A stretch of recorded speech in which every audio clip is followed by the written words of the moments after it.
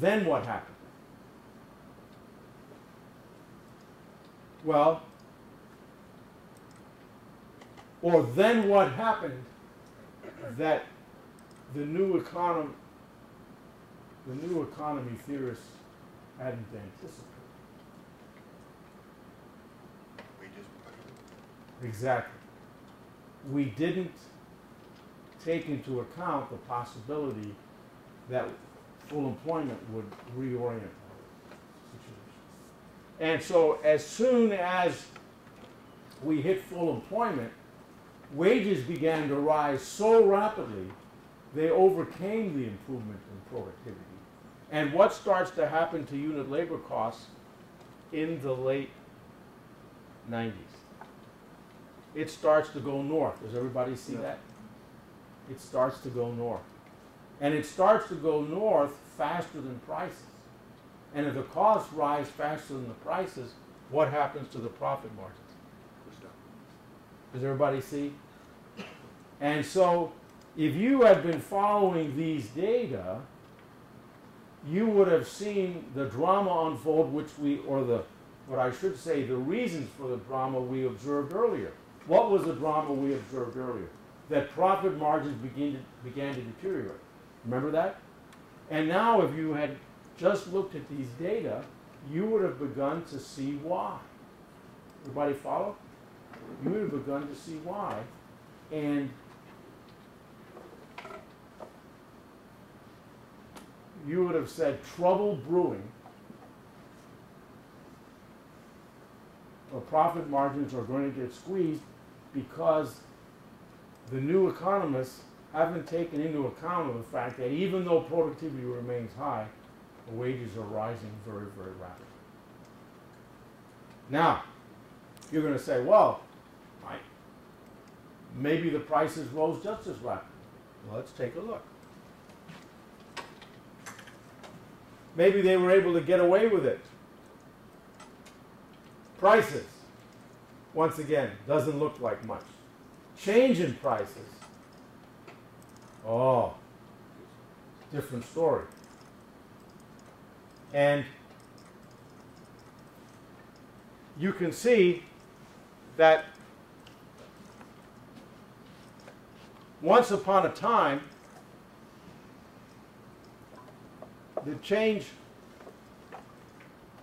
once upon a time, there were huge spikes in prices in 1973-4,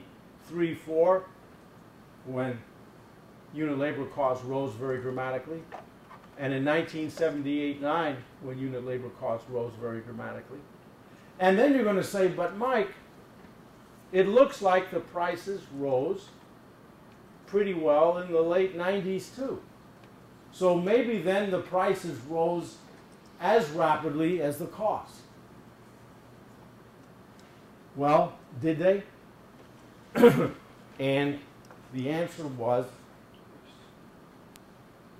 apparently not, because when we took a look at the ratio of prices to costs, remember what had happened?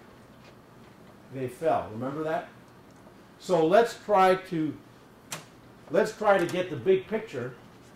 Let's try to get the big picture for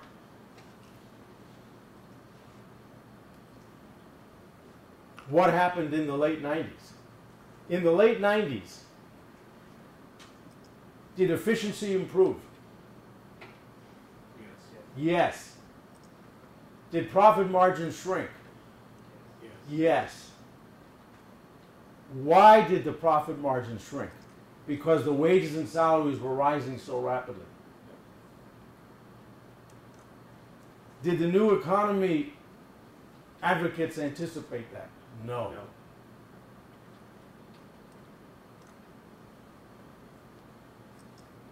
Why wasn't management able to raise prices, would you guess, more rapidly than they did? Because you might ask, well, why didn't management just raise prices and keep their margins higher? Well, management would always like to raise prices, but what keeps management from raising prices as much as it wants? Competition. Competition. You don't know if the other guy is going to raise prices. And while it's true that industry brought in plenty of new plant and equipment, were we now dealing with industry only in the United States? No longer. When you're dealing with technology, you really have to deal with industry all over the world, don't you? And so the problem was management was not able to raise prices here in this country as rapidly as it liked.